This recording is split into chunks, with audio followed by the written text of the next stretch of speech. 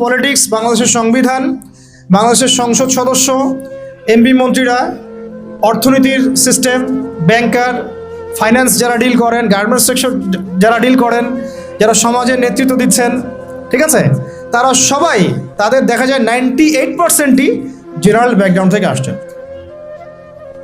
ঠিক আছে, আচ্ছা, বাকি 25% মানুষ আমাদের মাদ্রাসা ব্যাকগ্রাউন্ডের সাথে সম্পৃক্ত। এখান থেকে ওলামায়ে কেরাম প্রডিউস হচ্ছেন, তারা আমাদেরকে নীতি, নৈতিকতা, দিন, ইসলাম এগুলো শিখাচ্ছেন।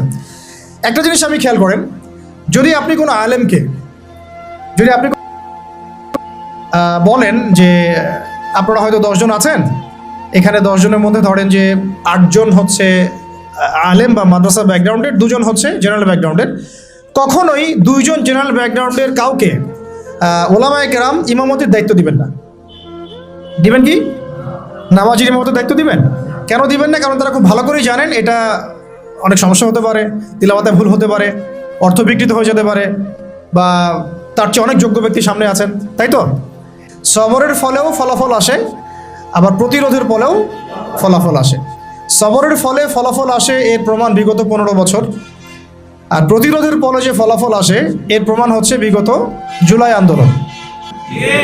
সবরের ফলে যে ফলাফল আসে, এর প্রমাণ হচ্ছে বিগত 15 বছর ওলামায়ে কেরামের সবর, দাওয়াত, তাবলীগ, মেহনত, জেল, গুম, কত কিছু, তাই না? এগুলো তো সবরের নিদর্শন। এই সময়গুলো আমাদেরকে সেই বেলাল রাদিয়াল্লাহু আনহুর কথা মনে করিয়ে দিচ্ছে, সুহাইব রুমি রাদিয়াল্লাহু আনহুর কথা মনে করিয়ে দিচ্ছে, তাই না? সুমাইয়া রাদিয়াল্লাহু আনহার কথা স্মরণ করিয়ে দিচ্ছে। এরকম অগণিত সাহাবী, আম্মার রাদিয়াল্লাহু আনহু, মুসআব ইবনে উমাইর, আবু বকর as-সিদ্দিক, উসমান বিন আফফান। তো এই যে বড় বড় সাহাবী, তাদের কথা আমাদেরকে স্মরণ করাচ্ছে এই সবরগুলো। আবার জুলুমের প্রতিবাদের যদি ভাষা বেছে নেওয়া হয়, জুলুমের বিরুদ্ধে প্রতিবাদের ভাষা বেছে নিলেও যে ফলাফল আসে, তারও প্রমাণ আমরা দেখলাম যে হ্যাঁ, এই পদ্ধতিতেও কাজ হয়। কিন্তু আফসোসের বিষয় হচ্ছে, ওই যে শুরুতে বলেছি যে আমরা শুধুমাত্র ধর্মীয় জীবনে শিরকে লিপ্ত নই, বরং আমরা রাজনীতি, অর্থনীতি, শিক্ষা, সংস্কৃতি প্রত্যেকটা সেক্টরেই শিরক এবং কুফরের মধ্যে আছি।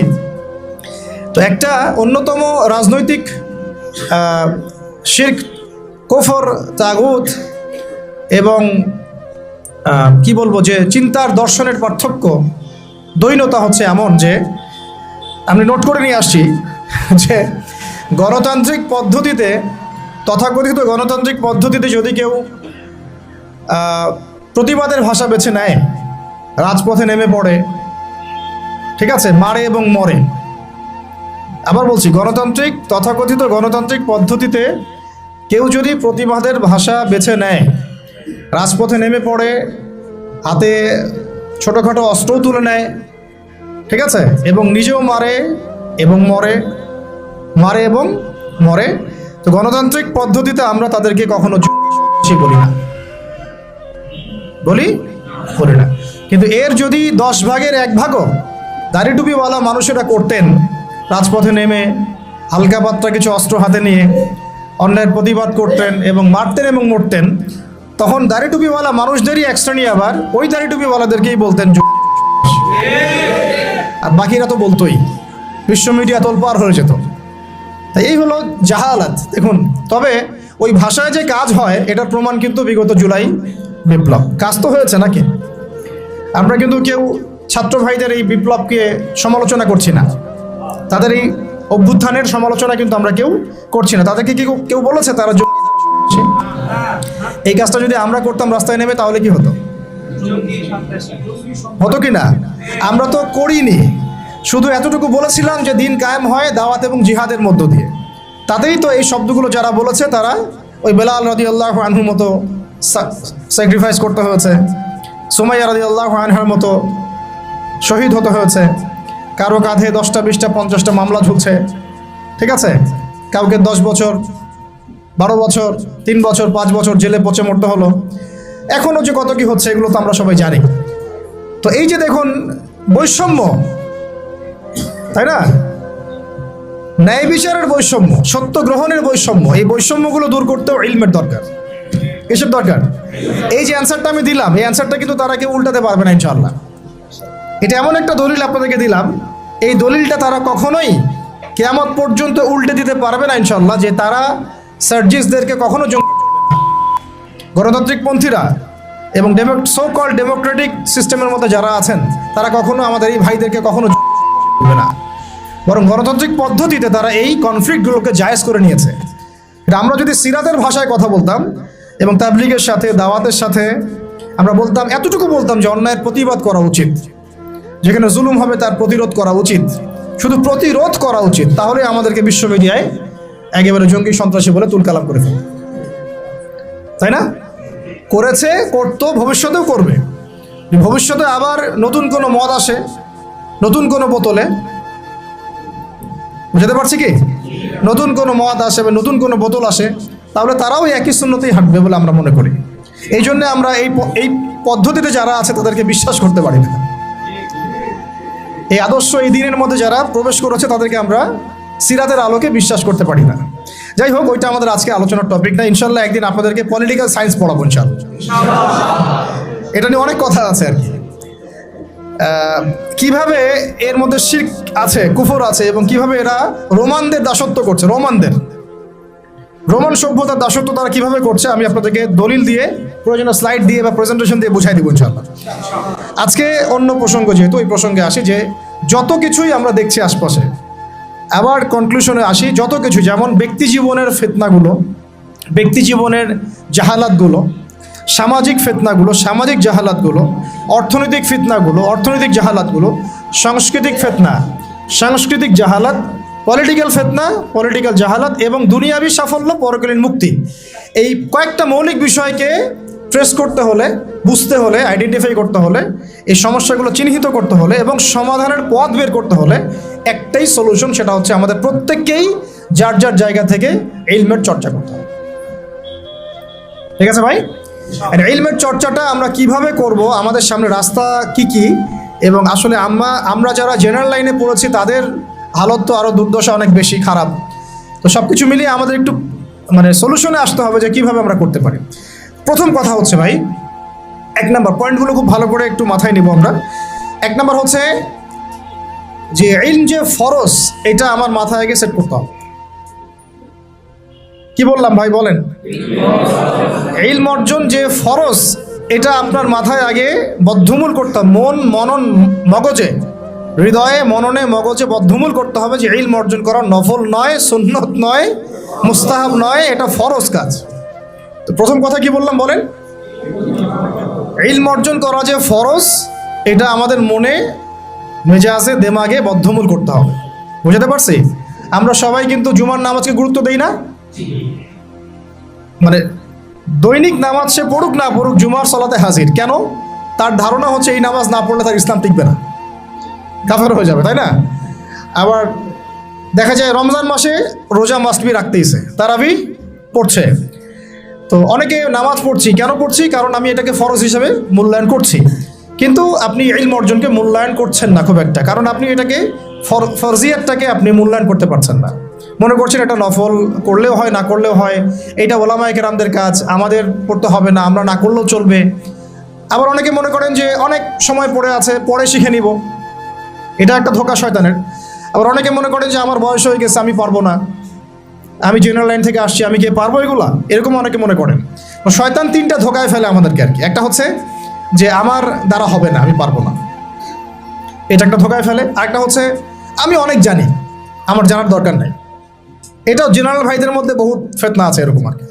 ফেসবুকে কি কম দেখলাম, ইউটিউবে কি কম লেকচার শুনছি, আমি কি কম বিষয়ভিত্তিক বই পড়ছি, এরকম চিন্তা আর কি। তো মনে করে আমি অনেক জানি, এবং অনেক জানি এতটাই কেবর বা আত্মহমিকা চলে আসে যে ওলামায়ে কেরামের সমালোচনা করতে বা তাদের ভুল ধরতে বা তাদেরকে অনেক সময় কাফের ফতোয়া দিতেও বুক কাঁপে না।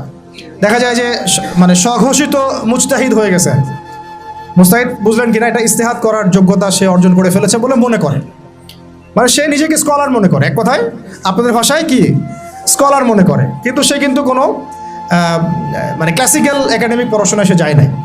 তো এই 3টা ফিতনায় আমরা জর্জরিত হই। একটা হলো আমি অনেক জানি, আমার জানার দরকার নাই।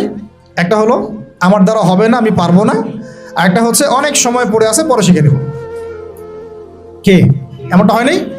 আচ্ছা, তাহলে সবার আগে আমাদেরকে যে বিষয়টা দিকে ফোকাস করতে হবে সেটা হলো ইলম অর্জন যে ফরজ, তালাবুল ইলমি ফরিদাতুন আলা কুল্লি মুসলিম, এটা আমার মগজের মধ্যে আগে বসাতে হবে। এটার ফরজিয়াত যদি আমি বুঝতে পারি তাহলে আমি প্রতিদিন অন্তত পক্ষে 1 ঘন্টা সময় তো দিতে পারবো ইনশাআল্লাহ। অন্তত 1 ঘন্টা দিতে পারবো না ইনশাআল্লাহ? ইনশাআল্লাহ। এখন যখন ফরজ মনে করেছি তাহলে এখন খুঁজতে হবে যে আমার সামনে পথ পদ্ধতি কি। আর আমরা তো এর আগের সেশনে জানলাম যে ইলম অর্জন একা একা করা যাবে না। এটা ইন্নামাল ইলমু বিত্তাআল্লুম, কথা একটা হাদিসের মধ্যে আছে, অনেক সালাফও বলেছেন যে ইলম অর্জনটা কিন্তু আপনাকে সোহবতে গিয়ে একেবারে, আমরা যেটাকে নার্সিং করা কি বলি, আমরা বলি না যে আমরা বাচ্চাদেরকে নার্সিং করতেছি, তো এই নার্সিংয়ের মতোই ইলমটা শিখতে হয়। এটা এমন না যে জাস্ট কিতাব বাসায় নিয়ে গেলাম পড়লাম, ঠিক আছে, বা আমি একটা অডিও রেকর্ড শুনলাম, বা আমি একটা ভিডিও দেখলাম, একটা লেখা পড়লাম ফেসবুকে, কিছু ক্লিপ আসলো ফেসবুকে, ভিডিও ইউটিউবে আসলো, রিলস আসলো, এর মধ্য দিয়ে আমি আলেম হয়ে গেলাম। বিষয়টা কিন্তু এমন নয়, বরং এটা আরও ফিতনার জগৎ। এটাতে উপকার থাকতে পারে কিছু, কিন্তু অপকার অনেক অনেক বেশি। এবং উপকার অপকার ধরার মতো যে হিকমা বা প্রজ্ঞা বা বাসিরা, এটাও আমাদের কিন্তু বেশিরভাগের নাই। তাই আমরা যদি ওই জগতে ইলম খুঁজতে যাই তাহলে একটা মারাত্মক ভুল করব, তখন আমি নেক্সট সুরতে ধোঁকা খাইতে পারি। তাই ইলম অর্জন করতে হবে উলামায়ে কেরামের সোহবতে এবং তত্ত্বাবধানে, পরামর্শ নিয়ে, তাদের কাছে সিলেবাস করে নিয়ে এবং তাদের সাথে যোগাযোগ রেখে। এমন এমন নয় যে বিষয়টা আপনার মাথার উপরে একজন ওস্তাদই থাকতে হবে, আপনি চাইলে 10 জন 15 জন 20 জন ওস্তাদও রাখতে পারেন। এক একটা সাবজেক্টের এক একজন ওস্তাদ থাকতে পারে। আবার যদি দেখা যায় এত অ্যাভেলেবিলিটি নাই, আমার এত ওস্তাদ আমি পাচ্ছি না, অন্তত তখন একজন রাখেন, এমন একজন ওস্তাদ রাখেন যাকে ওলামায়ে কেরাম শ্রদ্ধা করেন। এভাবে আপনি আলেম খুঁজতে পারবেন না যে কার ফলোয়ার বেশি, কার মানে মাহফিলে বেশি লোক হচ্ছে, ঠিক আছে, কার সেমিনারে বেশি লোক হচ্ছে। এটা আসলে হকার বাতিল বা সাহিবুল ইলম এবং কে সাহিবুল ইলম না, এটার মানদণ্ড নয়, ঠিক আছে। ইলম কার কাছে আছে এটা খুঁজতে হলে একটা সূত্র আমি বলে দিই, যেটা আমি ফলো করেছিলাম সারা জীবন, এবং আলহামদুলিল্লাহ আমি এখানে ভুল করি নাই, আল্লাহ পাক আমাকে ভুল করার নাই আলহামদুলিল্লাহ। সেটা হচ্ছে, আমি অলওয়েজ দেখেছি যে সাধারণ মানুষ কার পিছনে ছোটে এটা আমি দেখিনি। আমরা দেখেছি সাধারণ মানুষ কার পিছনে ছোটে এটাকে আমরা গৌণ করেছি, বরং আমরা দেখেছি ওলামায়ে কেরাম কার পিছনে ছোটেন। বুঝতে পারলাম পার্থক্যটা? সাধারণ মানুষ কার পিছনে ছোটে এটা আমরা দেখিনি কখনোই, যেটা আপনারা দেখেন, অনেকেই দেখেন। আমরা দেখেছি ওলামায়ে কেরাম কার পিছনে ছোটেন। এটা যদি আপনি দেখতে পারেন, আপনি ইনশাআল্লাহ একেবারে সাহিবুল ইলম পর্যন্ত পৌঁছে যাবেন ইনশাআল্লাহ। বুঝতে পারছি? এটা এখন আপনার দায়িত্ব। আমি তো একটা দুটা নাম বলে দিলে এটা আপনি বলবেন যে আমি তাকে পছন্দ করি না বা আমি তাকে হক মনে করি না। আমাদের তো আবার হক মনে করার মানদণ্ড অনেক রকম, অনেক সময় এটা আবার বিভিন্ন দলে দলে ভাগ হয়ে গেছে আর কি। যে আইডিওলজি বিলং করে তার বাইরে কাউকে হক মনে করতে চায় না। তো এটা আপনারা খুঁজে নেন, আল্লাহ পাক খোঁজার তৌফিক দান করেন। তো আমরা মূলনীতি জানলাম যে ইলম অর্জন করব এবং মুহাক্কিক বরেণ্য ওলামায়ে কেরামের সান্নিধ্যে এবং তাদের সহবতে। এখন তৃতীয় বিষয়টা লাগবে আমার একটা কনস্ট্রাকটিভ সিলেবাস। কি লাগবে? সিলেবাস। এখন এই সিলেবাসটা 6 মাসের 1 বছরের এমন না, এই সিলেবাসটা হচ্ছে পুরো লাইফ লং সিলেবাস। আমরা যারা মাস্টার্স পরীক্ষা দিয়েছি, আমরা কত বছর পড়েছি ভাই? মিনিমাম 22-24 বছর। অন্তত 22-24 বছর যদি আমি দুনিয়াবি পড়াশোনার জন্য ব্যয় করি, অন্তত 12টা বছর তো আমার দিনই ইলম শেখার পেছনে ব্যয় করা উচিত। যদি 24টা বছর আমি যদি 24টা বছর যদি আমি দুনিয়াবি জ্ঞান শেখার জন্য ব্যয় করতে পারি, অর্থ দিতে পারি, সময় দিতে পারি, শ্রম দিতে পারি, বাবার জমি বিক্রি করতে পারি, মেসে থাকতে পারি, ডাল ভাত খেয়ে থাকতে পারি, হ্যাঁ, বেড শেয়ার করে থাকতে পারি, ফ্লোরে ঘুমাইতে পারি, মশার কামড় খাইতে পারি, ওখানে জন্ডিস হয়ে যায় মানুষের, তাই না? বিষয়গুলো এর চেয়েও কঠিন হয়। কেউ কেউ বাসা থেকে টাকা চাইতে লজ্জা পান, প্রাইভেট পড়িয়ে খান, টিউশনে করিয়ে খান, তাই না? অনেক মেয়ে তো আমরা শুনেছি যে পড়াশোনার টাকা ম্যানেজ করতে গিয়ে দেহের ব্যবসাও করছেন। নাউযুবিল্লাহি মিন যালিক। কত স্যাক্রিফাইস, হ্যাঁ, দুনিয়াবি জ্ঞানের জন্য কত স্যাক্রিফাইস। তো যাই হোক, দিনের জ্ঞান অর্জন করার জন্য অন্তত অর্ধেক তো করেন, 10টা বছর তো দেই। কারণ দিনের ইলম তো আসলে 10 বছরেও অর্জন করা যাবে না, এটা তো স্টার্টিং হবে, এটা হবে শুধুমাত্র বিগিনিং অনলি। কারণ ইলম কাকে বলে এটা তো আমি আসলে বুঝাইতে পারতেছি না, আমি আসলে বুঝতেছি যেটা আমি আপনাকে বুঝাইতে পারতেছি না। মুসা আলাইহিস সালাম এত বড় একজন রাসূল যার উপরে তাওরাত নাজিল হয়েছে, তাই না? তিনি একদিন তো বলে ফেলেছিলেন যে আমার মনে হয় যে আমি সবচেয়ে বেশি জানি। তাকে প্রশ্ন করা হয়েছিল, আপনি কি সবচেয়ে জ্ঞানী মানুষ কিনা? আল্লাহ রাব্বুল আলামিন তো এই জায়গাটা ধরেছেন এবং খিদর আলাইহিস সালামের সন্ধান দিয়েছেন, না আমার একজন বান্দা আছে তোমার চেয়ে বেশি জানে। তখন তিনি তার সাথে দেখা করার জন্য সফর করেছেন। এই সফরটা খুব লম্বা ছিল, কষ্টের সফর ছিল। সফর করে তিনি যখন তাকে পেয়েছেন, ওই খিদর আলাইহিস সালামকে, তো খিদর আলাইহিস সালাম বলেছিলেন যে ইন্নাকা লান তাসতাতিআ মাইয়া সাবরা, আমার কাছে এমন জ্ঞান আছে আল্লাহর পক্ষ থেকে যেটা অর্জনের ব্যাপারে তুমি আমার সাথে ধৈর্য ধরতে পারবে না। তুমি মূসা আমার সাথে ধৈর্য ধরতে পারবে না। নবীকে বলা হচ্ছে এই কথাটা। আরেকজন নবীকে বলা হচ্ছে তোমার চেয়েও জ্ঞানী মানুষ আছে, এবং তার নাম খিদর আলাইহিস সালাম। তার ব্যাপারে আল্লাহ পাক বলছেন ওয়া আল্লামনাহু মিন লাদুন্না ইলমা, না আয়াতটা ঠিক আছে বলেছেন, ওয়া আল্লামনাহু মিন লাদুন্না ইলমা, আমরা মানে আমি আল্লাহ তাকে আমার পক্ষ থেকে জ্ঞান শিক্ষা দিয়েছি। মানে আল্লাহ পাক তার পক্ষ থেকে তাকে জ্ঞান শিক্ষা দিয়েছেন। এবং তারা যখন ওই যে বোটে নৌকার করে সফর করছিলেন, তখন একটা পাখি এসে একটু পানি খেয়ে চলে যায়। তখন খিদর আলাইহিস সালাম বলেছিলেন যে এই যে পাখিটা যতটুকু পানি নিয়েছে, এই যে পাখিটা যতটুকু পানি নিয়ে গেছে এখান থেকে, এই পুরো কায়নাতের যে জ্ঞান, মানুষের অন্য মাখলুকের যত জ্ঞান আছে, তোমার আমার যত জ্ঞান ওই পানিটুকুর মতো। আর এই যে পুরো দেখছো তুমি নদী এবং সাগর যত কিছু আছে, হলো আল্লাহ রাব্বুল আলামিনের জ্ঞান। তো আমরা তো জ্ঞান কি ওটা বুঝাতে পারতেছি না। এই জন্য দেখবেন যে যত বড় আলেম হয় সে তত বিনয়ী হয় এবং তত বেশি সে মানে বইয়ের পোকা হয়ে যায়। আমাদের ওস্তাদদেরকে আমরা দেখেছি যে বই ছাড়া তারা তো মনে হয় একটা ঘন্টাও সময় অপচয় করেন না। কিতাব থাকেই হাতে অথবা সাথে ব্যাগে, চলতে ফিরতে খালি বই পড়ছেন আর পড়ছেন। তো এটা একটা সুরত। তাহলে আমরা বুঝলাম যে জ্ঞানের কোনো শেষ নাই। তাহলে যেহেতু কোনো শেষ নাই এবং জ্ঞানের মূল উৎস আল্লাহ রাব্বুল আলামিন, তাহলে এটা একটা লাইফ লং প্রসেস। তবে একটা নির্দিষ্ট গন্তব্যে গেলে আমরা মোটামুটিভাবে ফরজে আইন জানতে পারবো, অ্যাটলিস্ট কোরআন তেলাওয়াত শিখতে পারবো, অ্যাটলিস্ট ইনশাআল্লাহ আরবি ভাষাটুকু তুলনামূলক শিখতে পারবো ইনশাআল্লাহ। এরপরে কিছুটা অনুবাদ করতে পারবো কোরআনুল কারীম ইনশাআল্লাহ, হাদিসের ইবারতগুলো পড়তে পারবো ইনশাআল্লাহ, ফিকহের কিতাবগুলো পড়তে পারবো, আকীদার কিতাবগুলো পড়তে পারবো। আশা করা যায় ওই পর্যায়ে গেলে আমি তখন আরও বড় কিছু করার জন্য ফিকির করতে পারবো। তো ওই লেভেল পর্যন্ত তো আমাকে যেতে হবে, তাই না? আচ্ছা, এখন আসেন এই লেভেল পর্যন্ত যাওয়া আমাদের এই সোসাইটির কথা বলছি আর কি, আমাদের জন্য কতটা সহজ বা কতটা কঠিন। ঠিক আছে, তাহলে জানলাম ইলম অর্জন করতে হবে, ফরজিয়াত আছে, ওলামায়ে কেরামের সোহবতে করতে হবে, এটা খুবই বেশি জরুরি। একা একা করা যাবে না, একা একা করলে আপনি আহলে ফেসবুক ওয়াল জামায়াত হয়ে যাবেন। ঠিক আছে, এবং আপনি তখন স্বঘোষিত আমিরও হয়ে যেতে পারেন। বুঝতে পারছি? নিজেকে হাসির পাত্রে পরিণত করবেন এবং আপনাকে নিয়ে ইউটিউবার রিলস বানাবে আর ভিডিও বানাবে, আপনি ভাইরাল হয়ে যাবেন। ভাইরাল ঠিকই হয়ে যাবেন, কিন্তু ওলামায়ে কেরামদের বদদোয়া লাগবে গায়ে। ঠিক আছে, আল্লাহ পাক আমাদেরকে এইসব ফিতনা থেকে হেফাজত করে না। সোহবত লাগবে এবং সোহবতটা একটা লং প্রসেস। এটা একদিন, 2 দিন, 1 বছর, 2 বছরের না, সারা জীবন লেগে থাকে আর কি।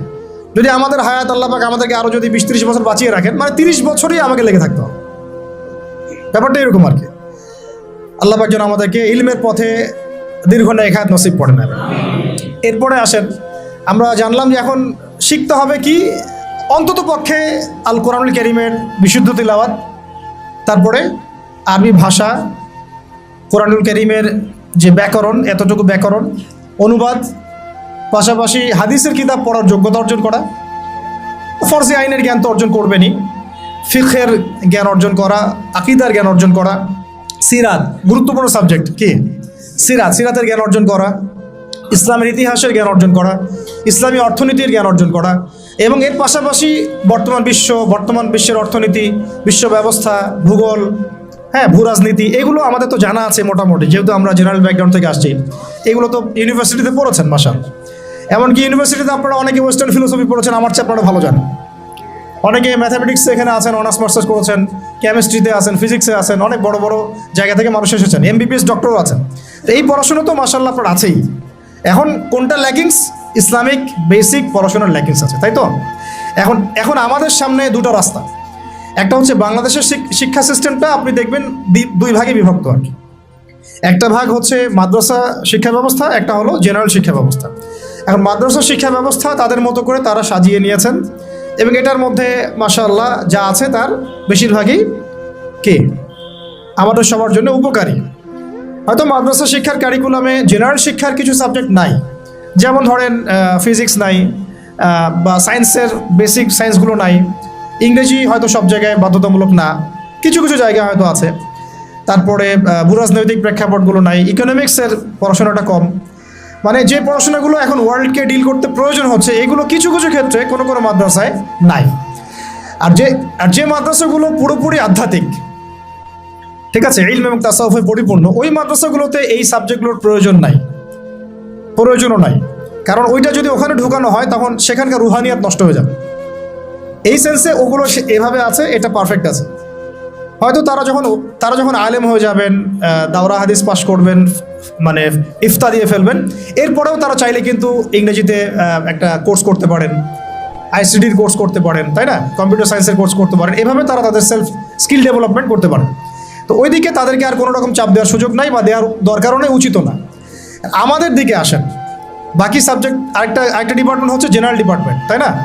এখন আমাকে একটা প্রশ্ন উত্তর দেন যে মাদ্রাসা ব্যাকগ্রাউন্ডের স্টুডেন্টের সংখ্যা বেশি না জেনারেল ব্যাকগ্রাউন্ডের স্টুডেন্টের সংখ্যা বেশি? আচ্ছা, কোনো জরিপ আছে আপনাদের কাছে কত পার্সেন্ট বেশি? কোনো আইডিয়া আছে যে আমাদের মাদ্রাসা ব্যাকগ্রাউন্ডের স্টুডেন্ট সংখ্যা কত এবং জেনারেল ব্যাকগ্রাউন্ডের স্টুডেন্ট সংখ্যা কত? জি, মোটামুটি কাছাকাছি গিয়েছেন আপনি। 25% আমাদের দেশে মাদ্রাসা ব্যাকগ্রাউন্ডের মানুষ আছে। কত পার্সেন্ট? 25%। 75% হচ্ছে আমাদের জেনারেল ব্যাকগ্রাউন্ডের মানুষ। কোন ব্যাকগ্রাউন্ডের? জেনারেল ব্যাকগ্রাউন্ড, মানে আপনারা যারা আমাদেরকে মানে ইংরেজি শিক্ষিত বলেন আর কি, তাই না? এটা হচ্ছে 75%। আরেকটা বিষয় নোটিস করেন, সেটা হচ্ছে বাংলাদেশের পলিটিক্স, বাংলাদেশের সংবিধান, বাংলাদেশের সংসদ সদস্য, এমপি মন্ত্রীরা, অর্থনীতির সিস্টেম, ব্যাংকার, ফাইন্যান্স যারা ডিল করেন, গার্মেন্টস সেক্টর যারা ডিল করেন, যারা সমাজের নেতৃত্ব দিচ্ছেন, ঠিক আছে, তারা সবাই তাদের দেখা যায় 98%ই জেনারেল ব্যাকগ্রাউন্ড থেকে আসছেন, ঠিক আছে? আচ্ছা, বাকি 25% মানুষ আমাদের মাদ্রাসা ব্যাকগ্রাউন্ডের সাথে সম্পৃক্ত, এখান থেকে ওলামায়ে কেরাম প্রডিউস হচ্ছেন, তারা আমাদেরকে নীতি, নৈতিকতা, দিন, ইসলাম এগুলো শিখাচ্ছেন। একটা জিনিস আপনি খেয়াল করেন, যদি আপনি কোনো আলেমকে বলেন যে আপনারা হয়তো 10 জন আছেন, এখানে 10 জনের মধ্যে ধরেন যে 8 জন হচ্ছে আলেম বা মাদ্রাসা ব্যাকগ্রাউন্ডের, 2 জন হচ্ছে জেনারেল ব্যাকগ্রাউন্ডের, কখনোই 2 জন জেনারেল ব্যাকগ্রাউন্ডের কাউকে ওলামায়ে কেরাম ইমামতির দায়িত্ব দিবেন না। দিবেন কি? নামাজির ইমামতের দায়িত্ব দিবেন? কেন দিবেন না? কারণ তারা খুব ভালো করেই জানেন এটা অনেক সমস্যা হতে পারে, তিলাওয়াতে ভুল হতে পারে, অর্থ বিকৃত হয়ে যেতে পারে, বা তার চেয়ে অনেক যোগ্য ব্যক্তি সামনে আছেন, তাই তো? দেখেন, মসজিদের ইমামতির দায়িত্বের ক্ষেত্রে আমরা জেনারেল ব্যাকগ্রাউন্ডের মানুষকে কিন্তু অতটা প্রায়োরিটি দিব না। স্বাভাবিক, যত ভালোই তেলাওয়াত আপনি করেন না কেন, যত ভালোই আপনি মানে কোরআনের হিফজ করেন না কেন, দেখা যাবে যে না, সেখানে ওলামায়ে কেরামদেরকেই প্রাধান্য দেওয়া হবে। এটা দেওয়াই উচিত, এটাই স্বাভাবিক, এটাই হবে। কিন্তু আমার একটা প্রশ্ন আছে, মসজিদ, মাদ্রাসা, ওয়াজ মাহফিলের প্যান্ডেল, লেকচারের এই মানে ডায়াসগুলো, এই জায়গাগুলোতে দেখা যাচ্ছে আমরা জেনারেল ব্যাকগ্রাউন্ডের মানুষদেরকে অতটা প্রায়োরিটি দিচ্ছি না, সঙ্গত কারণেই দিচ্ছি না। কিন্তু আবার রাষ্ট্রের অনেক বড় বড় সেক্টর, যেগুলো রাষ্ট্রের সবচেয়ে বড় বড় department, for example medical sector, for example finance, garments sector, economic sector, এবং সবচেয়ে বড় কথা হচ্ছে শিক্ষা সিস্টেম, শিক্ষা কমিশন, এমপি মিনিস্টার্স এবং পার্লামেন্ট, এই সমস্ত সেক্টরে আমরা জেনারেলদের হাতে দায়িত্ব দিয়ে নিশ্চিন্তে ঘুমাচ্ছি, তাই না বিষয়টা? অথচ রাষ্ট্রের এটা হচ্ছে 80% সেক্টর। তাহলে এখানে আমার একটা প্রশ্ন হচ্ছে যে কেন আমরা দিন শিখে ওই সব সেক্টরগুলোতে যাব না? আর যদি এই সেক্টরগুলো জেনারেল ভাইদেরকেই ডিল করতে হয়, তাহলে কেন তাদেরকে দিন শেখাবো না? আমার কোশ্চেন আর কি। যেহেতু আমি তাকে ইমামতির দায়িত্ব দেওয়ার জন্য মুনাসিব মনে করছি না, তাহলে কিভাবে আমি তাকে রাষ্ট্রের দায়িত্ব দিলাম? আমাকে উত্তর দেন। আমি তাকে একটা মাদ্রাসার মোহতামিম বানাবোই না কখনো, কারণ তার সে যোগ্যতা নাই। আমি তাকে ইমামতির দায়িত্ব কখনোই দিব না, কারণ তার সে যোগ্যতা নাই বলে আমি মনে করি। তাহলে কিভাবে আমি আমার পুরো দেশের ইকোনমিক সিস্টেমের দায়িত্ব এই 8-10 জন 20 জন 100 জন জেনারেল মানুষকে দিয়ে দিলাম, কোনো প্রতিবাদও করলাম না, কিছু বললামও না, বা আমরা সেখানে যাওয়ার চেষ্টাও করলাম না, বা ওখানে যারা আছে তাদেরকে আমরা ইসলাম শেখানোরও চেষ্টা করলাম না, বা ওই রাষ্ট্র যারা চালায়, এমপি মন্ত্রীরা পার্লামেন্টে যারা বসে আছে, রাষ্ট্র তো এরা চালায় না, তাদের নিচে আরও অনেক মানুষ আছে, উপরে অনেক মানুষ আছে, ডানে অনেকে আছে, বামে অনেকে আছে, আবার যারা গার্মেন্টসে আছে, যারা এখানকার মানে আমরা বলি না চাপ প্রয়োগকারী সংস্থা, তারা আছে, বিভিন্ন এনজিওস আছে, অ্যাসোসিয়েশন আছে। তো এই সবাই মিলে তারা রাষ্ট্রকে ডিল করে। তো তাদের সংখ্যা নিশ্চয়ই কয়েক কোটি তো হবেই। তো তাদের উপর আমরা পুরো দেশের দায়িত্ব কিভাবে ছেড়ে দিলাম, এটা আমার প্রশ্ন আর কি। যেখানে আমি একটা মসজিদের দায়িত্ব তাকে দিতে চাচ্ছি না, বা দেওয়ার মতো সে যোগ্য না, এবং দেওয়াটা মুনাসিবও না। তাহলে সমাধান কি এখানে? সমাধান হচ্ছে দুটা। একটা হচ্ছে আমাদের ওই 25% মানুষকেই ওই জায়গাগুলোতে যেতে হবে। কে?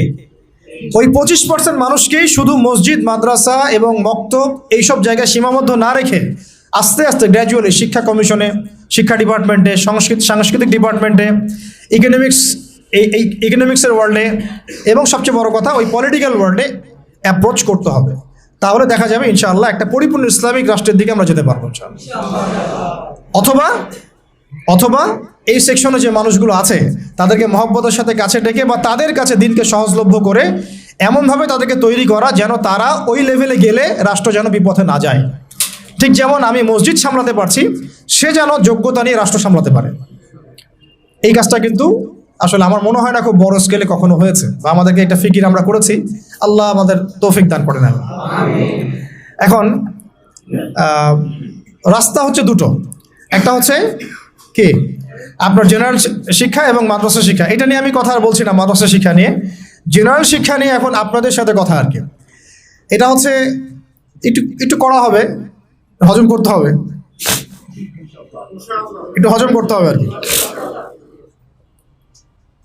আমরা যখন দেখেন সময় আছে হাতে, আমরা যখন জন্মগ্রহণ করেছি একটা সেকুলার পরিবারে, আমাদের বেশিরভাগই ইসলামিক কোনো ফ্যামিলিতে হয়তো জন্ম নেয় নাই।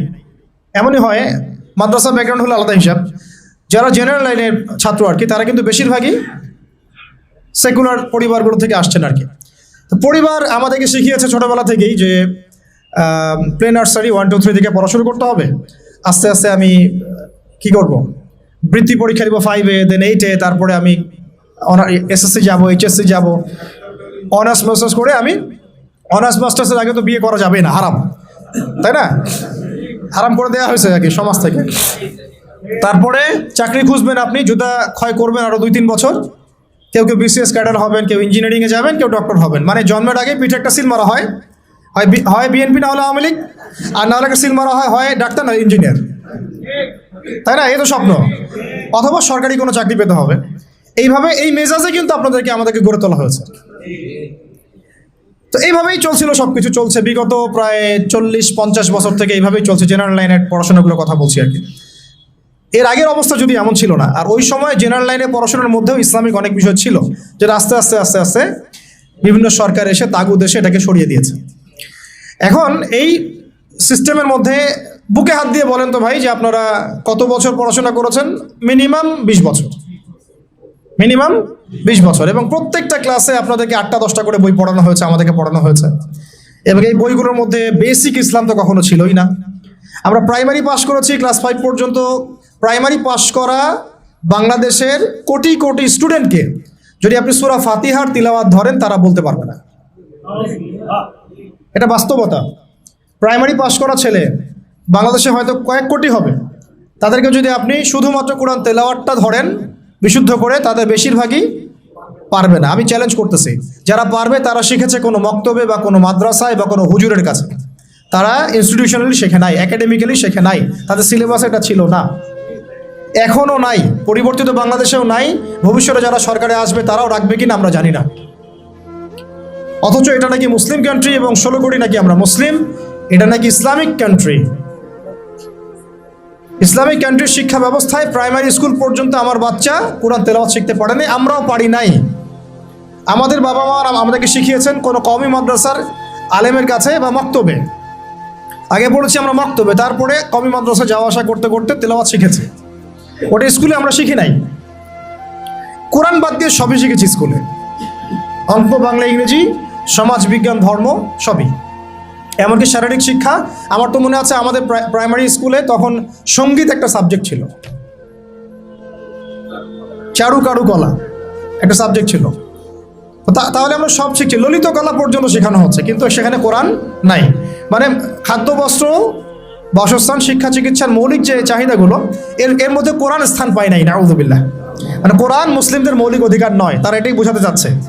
তা আমি বললাম না শুরুতে যে এই রাষ্ট্র শুধু পলিটিক্যালি সেকুলার রাষ্ট্র নয়, বরং এটা এডুকেশনালিও এটা একটা সেকুলার রাষ্ট্র, ইকোনমিক্যালি এটা একটা সেকুলার রাষ্ট্র, শুধুমাত্র পলিটিক্যালি এটা একটা সেকুলার রাষ্ট্র নয়, শিক্ষা ব্যবস্থায়ও এটা সেকুলার। আচ্ছা, এরপরে আপনি যদি এই প্রাইমারি স্কুলের সমস্ত শিক্ষকদেরকেও বসান, দেখবেন শিক্ষকরা পর্যন্ত কোরআন তেলাওয়াত করতে পারছে না, বেশিরভাগে তারা জাতির শিক্ষক। হাই স্কুলে চলে যান, আমরা হাই স্কুলে পড়েছি না ভাই, মিনিমাম 8টা বই তো ছিল কাঁধে।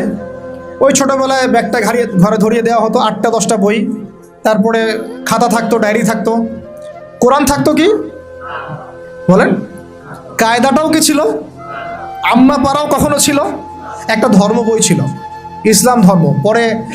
পরে রেজিম এসে ওটাকে দিয়েছিল ইসলাম ও নৈতিক শিক্ষা। তার কাছে মনে হচ্ছিল যে ইসলাম নৈতিক না, নৈতিক যোগ করতে হবে, নাউযুবিল্লাহি মিন যালিক। সে নৈতিক শব্দ যোগ করেছিল আর কি, মনে আছে কিনা ভুলে গেছে। আচ্ছা, তো আমাদের ওই ব্যাগের মধ্যে কোরআন ছিল না। এখন ছিল না তার মানে দেখেন, ক্লাস 6 থেকে, প্রাইমারি শেষ, ক্লাস 6 থেকে নিয়ে 10 পর্যন্ত আপনি কি এই 5-6 বছরে 6টা সূরা মুখস্থ করছেন কিনা বলেন? স্কুলে হাই স্কুলে করেছেন?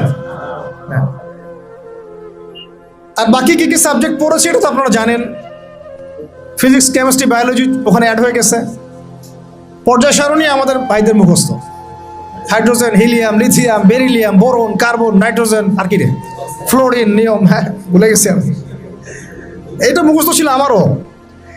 পদার্থবিজ্ঞানের যে আপনার কি সূত্রগুলো আছে, একেবারে ইজিকলি এমসি স্কোয়ার পর্যন্ত সব মুখস্থ আমাদের। হায়ার ম্যাথ, কঠিন সাবজেক্ট ছিল না, হায়ার ম্যাথের সব সূত্র আমাদের মুখস্থ, ত্রিকোণমিতি, পরিমিতি সব গিলা শেষ। এদিকে বাংলা বই খুললে দেখা যায় বঙ্কিমচন্দ্র, শরৎচন্দ্র, হ্যাঁ, তারপরে আরও কত চন্দ্র, সব চন্দ্রই। আপনারা পড়েন না এগুলা? সবাই পড়ছেন, এটা তো হাসার বিষয় না, সবাই পড়ছি। এখন আমাদের ছেলেমেয়েরা পড়তেছে, চেঞ্জ হয়েছে নাকি এগুলা? এখানে আমাদের সময় তো একটা গদ্য ছিল মহানবী, ওইটাও পরে উঠাই দেওয়া হলো। ছিল কবিতা ওমরে ফারুক, কাজী নজরুল ইসলামের, ওইটা উঠাই দেওয়া হলো। মাইনাস করতে করতে করতে করতে একেবারে প্রথমে দেখেন রাজনৈতিক পশ্চিমা মতাদর্শ ঢুকিয়ে দিয়েছে, মানে দেশ থেকে রাজনৈতিক অবস্থান থেকে ইসলাম মাইনাস।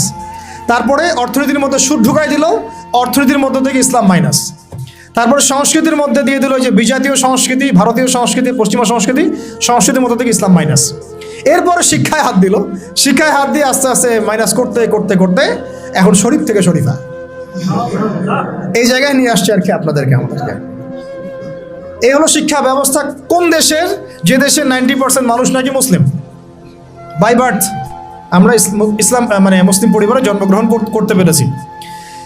তো তাহলে ইসলামের হালতটা আমরা বোঝার চেষ্টা করি, কি অবস্থা চলছে। মানে আমরা তো অনেক সময় মনে করি, এটা একটু বোঝেন, আমরা অনেক সময় মনে করি কি যে আমি, আমার এই ভাই, ওই ভাই, ওই ভাই, আমরা একটা কমিউনিটির মধ্যে আছি, পুরো দেশটাই মনে হয় আমাদের মতো। আসলে এই ক্যাপটিভ ওয়ার্ল্ড থেকে বের হয়ে যখন আপনি সামাজিকভাবে ডিল করতে যাবেন, দেখবেন সমাজে রন্ধ্রে রন্ধ্রে জাহিলিয়াতগুলো ঢুকে আছে। আমার ঘর থেকে বাইরে বের হন, তারপর দেখেন সমাজটা কেমন। মসজিদ থেকে বাইরে বের হন, দেখেন সমাজটা কেমন। আপনি বড় বড় কর্পোরেট ওয়ার্ল্ডগুলোতে ঢুকে দেখেন কি পরিমাণ খেয়ানত আর দুর্নীতি। পলিটিক্যাল জগতে ঢুকেন, তাহলে বুঝবেন যে মানুষ কত খারাপ হইতে পারে, কত জালেম হইতে পারে। প্রশাসনের মধ্যে ঢুকেন, তাহলে বুঝবেন কিভাবে মানুষ এত বড় বড় খুনি হইতে পারে। তো আমাদেরকে ক্যাপটিভ চিন্তা থেকে বের হতে হবে, আল্লাহ পাক আমাদেরকে তৌফিক দান করে না। এটা আপনারা পারবেন, বিকজ আপনারা এই ওয়ার্ল্ডগুলো ডিল করেন। যদি আপনি ইসলামিক জ্ঞানে আলোকিত হন, তাহলে আপনাদের দ্বারা সম্ভব ইনশাআল্লাহ। তা আমরা দোয়া করি আল্লাহ পাক যেন তৌফিক দান করেন। তো এটা গেল হাই স্কুল। আচ্ছা, হাই স্কুলে তো A+ তো সবাই অটো পাস নাকি না? আচ্ছা, এবার আসেন হাই স্কুলের এই সবগুলো বাচ্চাকে যদি আপনি একটা জায়গায় বসান, তাদের 90% সূরা ফাতিহা বিশুদ্ধ করে পড়তে পারবে না। আমি চ্যালেঞ্জ করতেছি, যারা পারবে তারা কোথায় শিখছে? স্কুলে, কলেজে, না সরি, স্কুলে শেখা নাই, কলেজেও শেখা নাই, শিখেছে হয়তো মক্তবে অথবা মাদ্রাসায় বা বাসায় কোনো টিচার রেখেছে, বা 3 দিন তাবলিগ জামাতে সময় দিয়েছে, এক চিল্লা দিয়েছে এক ভাই, ওই চিল্লাতে শিখে ফেলছে। স্কুল তাকে শেখাতে পারে নাই, ব্যর্থ, পুরো সিস্টেমই ব্যর্থ।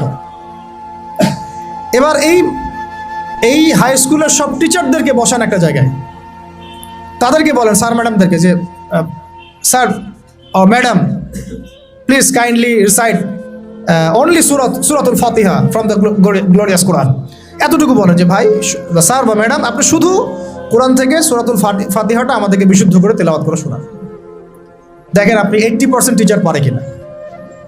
আই ডোন্ট থিঙ্ক সো, আমি মনে করি না তারা পারবে, এবং আমি এটা হলফ করে বলতে পারি পারবে না ইনশাআল্লাহ। এরপর আরও উঁচুতে যান, এরপর কোথায় ভর্তি হয়েছেন? কলেজে এইচএসসি দিবেন। এইচএসসি পর্যায় পর্যন্ত এই সব ছেলে মেয়েদেরকে বসান। এই সব ছেলেমেয়েরা এইচএসসির পরে মানে এসএসসির পরে তাদের তো দুটো হাতের জায়গায় 4টা পাখা গজায় যায়। তখন তারা দেখবেন যে দেদারসে ফ্রি মিক্সিং, দেদারসে জেনা, দেদারসে মাদক, দেদারসে মারামারি, দেদারসে পলিটিক্স সবই করতেছে, শুধুমাত্র ইসলামিক জ্ঞান অন্বেষণ করা বাদ দিয়ে। ইল্লা মাশাআল্লাহ কিছু ভাইকে আল্লাহ হয়তো হেদায়েত দেন, তারা ফিরে আসে। ওই টিচারদেরকেও বসান, সেম রেজাল্ট পাবেন আপনি। তারপরে অনার্স লেভেলে যান, সেম রেজাল্ট পাবেন, বলে দিলাম আল্লাহি সেম রেজাল্ট পাবেন। এরপর আপনি চলে যান মাস্টার্স লেভেলে, একদম সেম রেজাল্ট পাবেন। তাহলে এই যে 20 থেকে 22 বছর, সময় শর্ত আমি শর্ট করলাম, আর অনেক কথা ছিল বলতে চাইছিলাম। তো এই যে 20-22 বছর আমাদেরকে যে পড়ানো হচ্ছে, একেবারে প্লে গ্রুপ থেকে নিয়ে আমাদেরকে যে মাস্টার্স পর্যন্ত পড়ানো হচ্ছে, আমার জীবনের যে 20-22টা বছর এরা খেয়ে ফেললো, এই 22টা বছর কি আমাকে শিক্ষামন্ত্রী ফিরাই দিবে? এই 22টা বছর কি আমাকে শিক্ষা কমিশন ফিরাতে পারবে?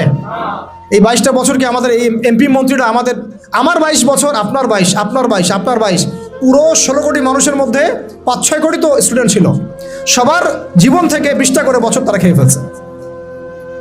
তাহলে এক অনন্ত মহাকাল তারা খেয়ে ফেললো, এবং সেই সময়গুলোর মধ্যে তারা আমাদেরকে কোরআন শিখতে দিল না, আরবি ভাষাও শিখতে পারলাম না, কোরআনের তাফসীর তো দূরের কথা, অনুবাদও শিখতে পারলাম না, নাহু সরফের বেসিক জ্ঞান শিখতে পারলাম না, হাদিস তো এবারত দেওয়া তো বহু দূরের কথা, হাদিসের মানে জাস্ট রিডিং পড়াটুকু আমি শিখতে পারলাম না। আকিদার কোনো দার্স হলো না, সিরাত শেখা হলো না, ফিকহ তো শেখাই হলো না, উসুল তো বহুত দূর কি বাদ। তাহলে যে বেসিক সাবজেক্টগুলো সেগুলো আমরা শিখতে পারলাম না। অথচ এই বেসিক সাবজেক্টগুলো না শিখলে কেউ আলেম হওয়া তো বহু দূরের কথা, সে তালেবে ইলম হইতে পারবে না। কি হতে পারবে না? তালেবে ইলম হইতে পারবে না। তার মানে কি হলো? তার মানে হচ্ছে এই দেশের শিক্ষা ব্যবস্থা ইসলামের শিক্ষাকে বৃদ্ধাঙ্গুলি দেখাইছে। শিক্ষা ব্যবস্থার মধ্যে ইসলামের কোনো দরকার নাই। ইসলাম শিখতে হলে মাদ্রাসা যাও, ওই ওখানে মসজিদে যাও, ওই মক্তবে যাও, বাসায় প্রাইভেট নিয়ে পড়ো। আমাদের এই লাখ লাখ স্কুলে, লাখ লাখ কলেজে, লাখ লাখ ইউনিভার্সিটি, হাজার হাজার বিশ্ববিদ্যালয়ে ইসলামের কথা বলতে আসবে না। শিক্ষা আমরা যা বুঝি তাই। তাহলে এটা কি কুফর না? আল্লাহ পাক যে জ্ঞানের মূল উৎস, আল্লাহ রাব্বুল আলামিন যে বলে আল্লামাল ইনসানা মা লাম ইয়ালাম, আল্লামাল ইনসানা মা লাম ইয়ালাম, আমি মানুষকে সেই জ্ঞান শিক্ষা দিয়েছি যা মানুষ জানতো না। তাহলে জ্ঞানের মূল উৎস আল্লাহ। তো আল্লাহকে ডিনাই করে, আল্লাহকে অস্বীকার করে যে শিক্ষা সিস্টেম চলেছে, এটা কি ইমানের উপর চলেছে না কুফরের উপর চলেছে? তাহলে শিক্ষার মধ্যে শিরক আছে, কুফর আছে, বোঝাতে পারলাম কি একটু? সেম ইকোনমিক্স নিয়ে যদি একদিন কথা বলি, দেখবেন এখানেও আল্লাহকে বাদ দিয়ে অর্থনীতি সাজানো হয়েছে। আর রাজনীতির কথা বাদ, ওটা পুরোটাই ডুবে আছে তাগুদের উপরে, পুরোটাই তাগুতি সিস্টেমের উপর। এই জন্য 50 বছর 60 বছর, কারণ আমি তো বললাম, চ্যালেঞ্জ করলাম, আরও 50 বছর সময় নেন, আরও 50 বছর সময় নিয়ে এই সিস্টেমগুলো দিয়ে দেখেন ইসলাম কতটুকু কায়েম হয়। সিরাত ছাড়া কোনো রাস্তা নেই আমাদের কাছে, ওইটা অন্য আলোচনা। এখন প্রিয় ভাইরা, তাহলে এই বাস্তবতার মধ্যে আমরা পড়ে গেছি। আল্লাহ রাব্বুল আলামিন আমাদেরকে হয়তো অনেককে অনার্স লাইফে, কাউকে ইন্টার লাইফে, কাউকে মাস্টার্সে পড়ে হেদায়েত দিয়েছেন। এই তো হয়তো কারো হেদায়েতের মাধ্যম হচ্ছে তাবলিগ জামাত, কারো হেদায়েতের মাধ্যম হচ্ছে অনলাইনে কোনো লেকচার, কারো হয়তো জীবনে কোনো ধাক্কা, হ্যাঁ, কারো হয়তো কি একাকিত্ব, কারো হয়তো বেকারত্ব, এক একজনের এক এক স্রোতে হেদায়েত কিন্তু এসেছে। অনেক আছে মাদকাসক্ত ছিল, হেদায়েত পেয়েছে, কিছু একটা হয়েছে জীবনে, আল্লাহকে চিনতে শিখেছে। কারো তো একটা স্বপ্ন দেখেও সে হেদায়েত পেয়েছে, একটা স্বপ্ন দেখেও সে হেদায়েত পেয়েছে।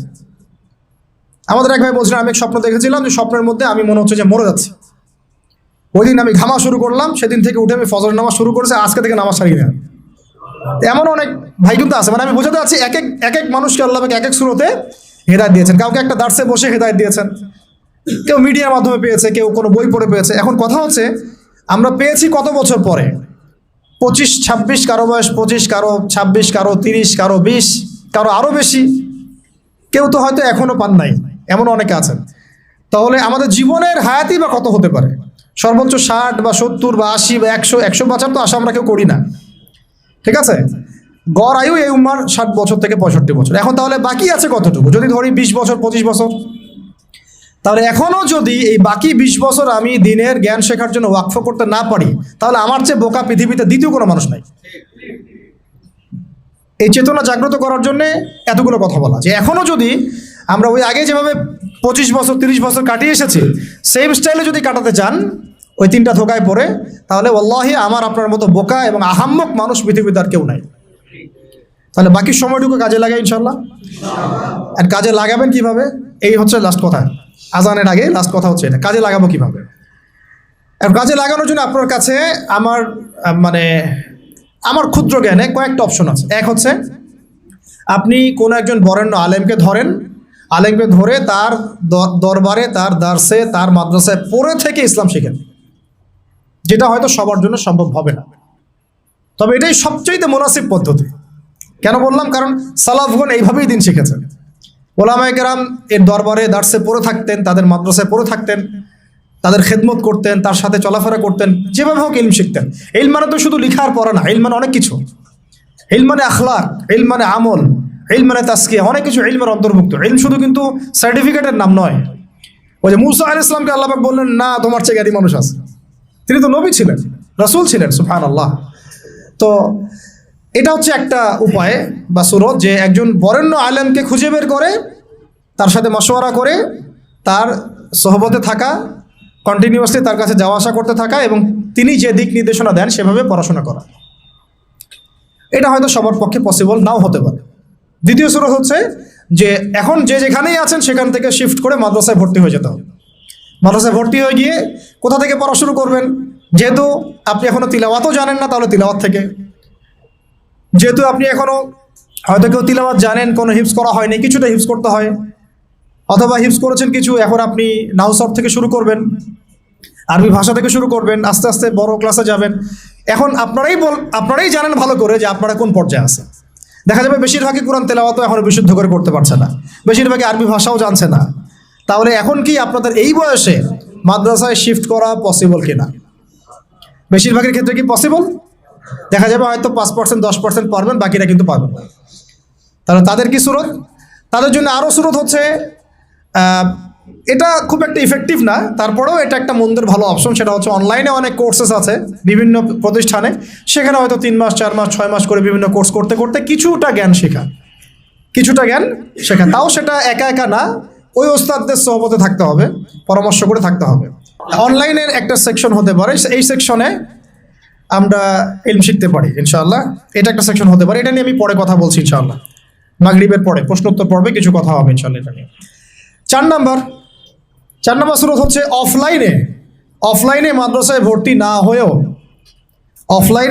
ভর্তি না হয়েও ওলামায়ে কেরামের সোহবতে, তাদের তত্ত্বাবধানে এইরকম 6 মাস 3 মাস 1 বছর 2 বছর এরকম কিছু কোর্সের মধ্য দিয়ে শরিয়া গ্র্যাজুয়েশনের দিকে যাওয়া, শরিয়া গ্র্যাজুয়েশন কোর্সের মধ্য দিয়ে, অথবা ইসলামিক ডিপ্লোমার কোর্সের মধ্য দিয়ে, বা সাবজেক্ট ওয়াইজ বিভিন্ন কোর্সের মধ্য দিয়ে আপনি একটু একটু করে জ্ঞান শিখতে পারবেন। এটা একটা সুরত হতে পারে। আরেকটা হতে পারে যে তাবলিগের সময় দিয়ে, বেশি সময় দিয়ে ওলামায়ে কেরামদের সোহবত এখানে পাবেন, ওইখানে আবার কোরআন তেলাওয়াত থেকে শুরু করে আস্তে আস্তে একটু একটু করে আগানো। তো মূল পড়াশোনা কিন্তু এই 4-5টা মাধ্যমের মধ্যে ওই 2টাই। একটা হলো আপনার মাদ্রাসা শিফট হয়ে ভর্তি হয়ে পুরো ক্লাসিক্যাল সিলেবাসে পড়াশোনা করা, যেটা বেশিরভাগের ক্ষেত্রে পসিবল হয় না। আরেকটা হলো ওলামায়ে কেরামদের কোনো একজন, অন্তত একজনকে ধরে রেখে, তার সাথে নিসবত রেখে যাওয়া আসা করতে করতে তার কাছে জ্ঞান শিখতে থাকা। এছাড়া কিন্তু জেনারেল শিক্ষিত এই ভাইদের জ্ঞান শেখার খুব একটা রাস্তা আমার জানা মতে আমার চোখে পড়ে না। বাকি যেটা আপনাদের সামনে পড়ে সেটা হলো আহলুল ফেসবুক ওয়াল জামাআহ, যেটার মধ্য দিয়ে আপনারা জ্ঞান শিখবেন না, বরং জাহালাত শিখবেন। অল্প কিছু জ্ঞান শিখতে পারেন, অমুক একটা লেকচার দিচ্ছে, ভাই আপনার লেকচার শুনলাম, এই কথা বলছেন, ওই কথা বলছেন, এইগুলো জাস্ট বিচ্ছিন্ন একটা কাটিং পিস আর কি। আমরা এই যে আজকে যে লেকচারটা হলো, এই লেকচারটা হয়তো পুরোটা অনলাইনে আপনি কখনো পাবেনও না, এমন হতে পারে।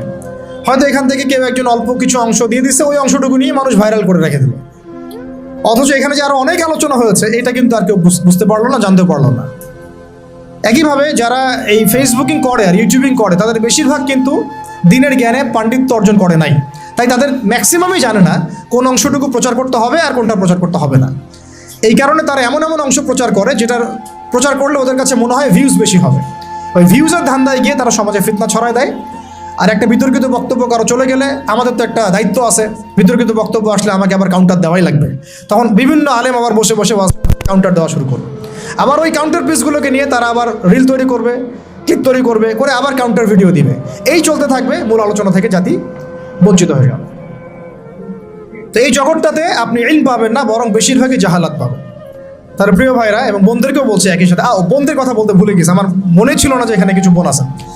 এখন এটা হলো আপনাদের সুরত, আপনাদের কাছে তাও কিছু সাহসিকতা আছে যে ঠিক আছে আমি জব ছেড়ে দিলাম বা আমি আমার পড়াশোনা ছেড়ে দিলাম, দিয়ে আমি মাদ্রাসায় ভর্তি হয়ে গেলাম। এই সাহস তো করে অনেকদিনই ভাই, করে না? করছে। অনেকে বলছে ঠিক আছে আমি অফলাইনে শিখবো, ওস্তাদের কাছে শিখবো, 6 মাস 6 মাস 1 বছর 2 বছর যা লাগে লাগুক আমি শিখবো। এরকম সাহস কিন্তু অনেক দিনই ভাই দেখান। অনেকে আপনার অ্যাভেলেবল আলেমকে পান, তাদের সোহবতে যেতে পারেন, তাদের সাথে কথা বলতে পারেন, বাট বোনরা কী করবে? তাদের তো সাপ্তাহিক তালিম ছাড়া আর কিছুই করার থাকে না। এমনকি বিয়ে হয়ে গেলে তো সংসারে চলে যায়, তখন তো সন্তান প্রতিপালন করতে তাদেরকে সব কিছু ব্যয় করতে হয়, তারা কিন্তু তখন ইলম শেখার সুযোগটা পান না। আর এই বোনরা যখন ইউনিভার্সিটিতে পড়েন সেখানে মেসে থাকেন, তাই না? ওখানে দেখা যায় বাসার থেকে টাকা পাঠায় বা প্রাইভেট পড়ে টিউশনি করে তারা ইউনিভার্সিটিতে পড়াশোনা করেন। এবং অনেক দিনই বোন সেখানে হ্যারাসমেন্টের শিকার হন, পর্দার খেলাফ কাজ করতে হয়, টিচারদের দ্বারা হ্যারাসমেন্ট হন, বন্ধুর দ্বারা হ্যারাসমেন্টের শিকার হন, কোনো সময় ধর্ষণের ঘটনাও ঘটে। আর কখনো ধর্ষণ না হলেও ফ্রি মিক্সিংয়ের কারণে অনেকেই জেনায় লিপ্ত হয়ে যেতে পারে, তাই না? এটা কি পার্সেন্টেজ কম না বেশি? এটাও কিন্তু খুব মানে মহামারীর মতোই ছড়াইছে বিষয়টা। এর প্রমাণ আমরা সবাই জানি, আমরা বাইরে হয়তো বলছি না, কিন্তু আমরা জানি ভিতর থেকে এটা হয়। তো এখন এই বোনদের দিন শেখার ফিকিরটা কি? তারা কিভাবে দিন শিখবে বলেন? আপনারা বলেন আমরা কি করবো এই বোনদের জন্য, কি করতে পারি আমরা তাদের জন্য? এখন যদি মহিলা মাদ্রাসা তৈরি করতে থাকি তাহলে এই বোনদের পক্ষে কি পসিবল যে তাদের এই সব কিছু ছেড়ে দিয়ে আবার নতুন করে মিজান জামাতে ভর্তি হওয়া বা এসো আরবি শিখি বইটা নিয়ে ভর্তি হয়ে পড়াশোনা শেখা, আরও 10 বছর পড়াশোনা করা, তাদের পক্ষে কি পসিবল? তাহলে তাদের পক্ষে অফলাইনে শেখার জন্য এইরকম কিছু কোর্সের দরকার আছে স্থানীয়ভাবে, যেখানে তাদেরকে শিখতে না হয়, প্রত্যেকটা জেলায় প্রত্যেকটা গ্রামে ইউনিয়নে প্রত্যেকটা জায়গায় তারা যেন এগুলো অ্যাভেলেবল পায়। তাহলে হয়তো তারা কিছুটা দিন শিখতে পারবে ইনশাল্লাহ। যেটা মক্তব প্রজেক্টের আন্ডারে আনা যায় বা ইসলামিক সেন্টার প্রজেক্টের আন্ডারে আনা যায়, অথবা তাদেরকে অনলাইনে কিছু দিনের দার্সের মধ্য দিয়ে, কোর্সের মধ্য দিয়ে হয়তো দিন শেখানো যাবে, তাও লিমিটেড। কারণ অনলাইনের মধ্য দিয়ে পরিপূর্ণ দিন শেখানো যায় না, এটা আমি নিজেই বলে দিচ্ছি, এটা আসলে পসিবল না। কিছুটা দেয়া যায়, কিছুটা দার্স দেওয়া যায়। আপনারা এখানে বসে আছেন, একটা আই কন্ট্যাক্ট হচ্ছে, মাথা নাড়াচ্ছেন, আমার কথা বুঝতে পারছেন। অনলাইনে আমি জাস্ট কানের মধ্যে একটা ইয়ারফোন লাগাইলাম আর আমি দেখছি এখানে কতজন জয়েন করেছে, আমি আমার বক্তব্য দিয়ে গেলাম, কাউকে পড়া ধরলাম, দিল, যে পড়া করলো, কে করলো না, আমি ততটুকু করতে পারলাম না। এখানে যদি আমার বাচ্চা থাকে 100টা, আমি কিন্তু একজন করে টিচার দিয়ে আমি পড়াতে পারতাম। তো অনলাইনে পরিপূর্ণ আসলে সেই ইলমের যে নূরটা, সে যে তাসিরটা, এইটা আসে না আর কি। তো ওইটাও একটা মন্দের ভালো অপশন। তাহলে দেখেন আমরা কত বড় বিপদে আছি। বিপদটা কি গেস করতে পারছেন আমরা কত বড় বিপদে আছি? ইলম শেখার ইচ্ছা থাকলেও অনেক সময় উপায় আমাদের সামনে থাকছে না। সবচেয়ে বড় আমাদের মানে ভয়ঙ্কর বিপদটা কি? অনেকের ইলম শেখার ইচ্ছা আছে কিন্তু আপনি উপায় বের করতে পারছেন।